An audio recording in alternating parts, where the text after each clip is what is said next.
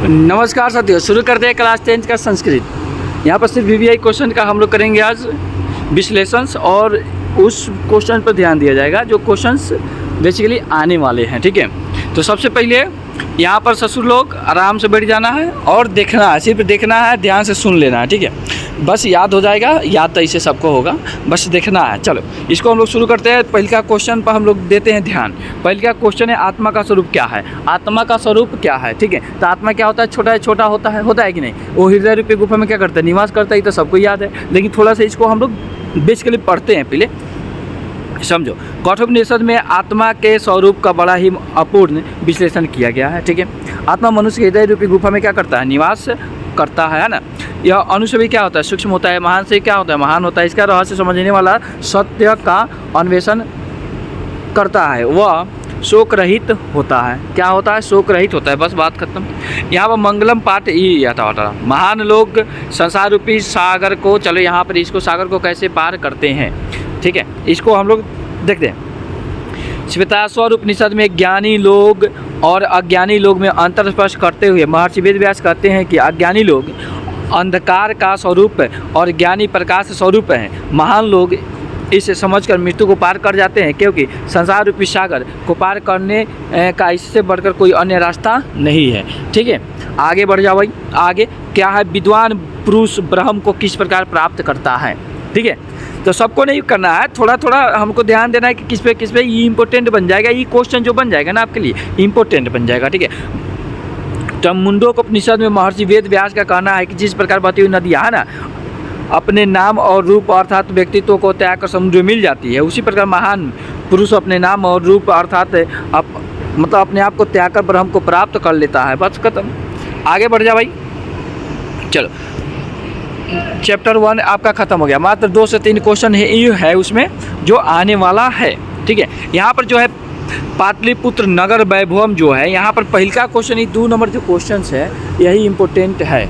ठीक है, तो यहाँ इसको हम लोग देखते हैं कि यहाँ पर एक बोल क्या रहा है, क्वेश्चन का क्या रहा है कि पाटलिपुत्र वैभव नगर के वैभव का वर्णन करें। ठीक है, तब यहाँ पर पढ़िए और ध्यान से इसको समझिए, पहले ध्यान से समझना है इसको।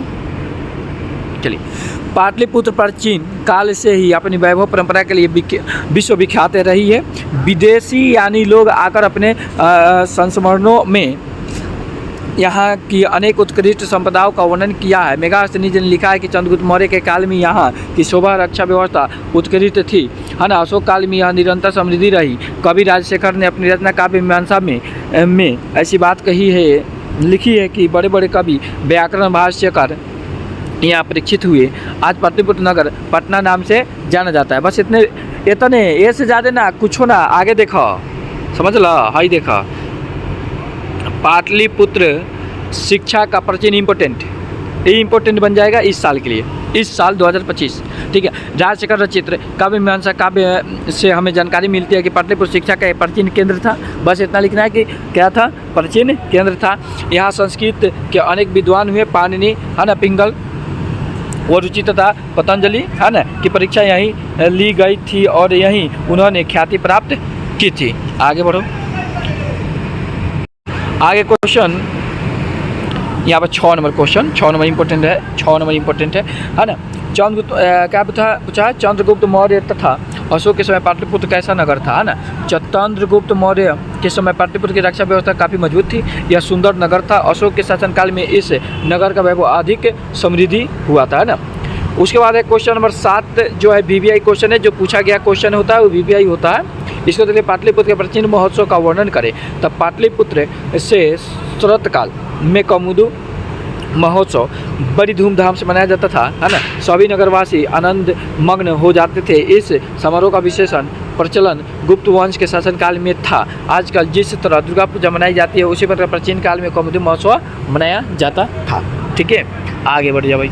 आगे देखते हैं। आगे क्वेश्चन सिख संप्रदाय का, हाँ, ये 8 नंबर क्वेश्चन आपके लिए इंपॉर्टेंट है, इस साल के लिए इंपॉर्टेंट है। 8 नंबर क्वेश्चन जो है यहाँ पर, सिख संप्रदाय के लोगों के लिए पटना नगर क्यों महत्वपूर्ण है। सिख संप्रदाय के लिए पटना नगर इसलिए पूजनीय है, एक स्थल है जो पूजनीय स्थल है। यहाँ 10वें गुरु सिखों के 10वें गुरु गोविंद सिंह का जन्म हुआ था। ठीक है, यह स्थल गुरुद्वारा के नाम से जाना जाता है। जाइएगा पटना में तो वहाँ पर आपको गुरुद्वारा मिल जाएगा। ठीक है, आगे बढ़ते हैं।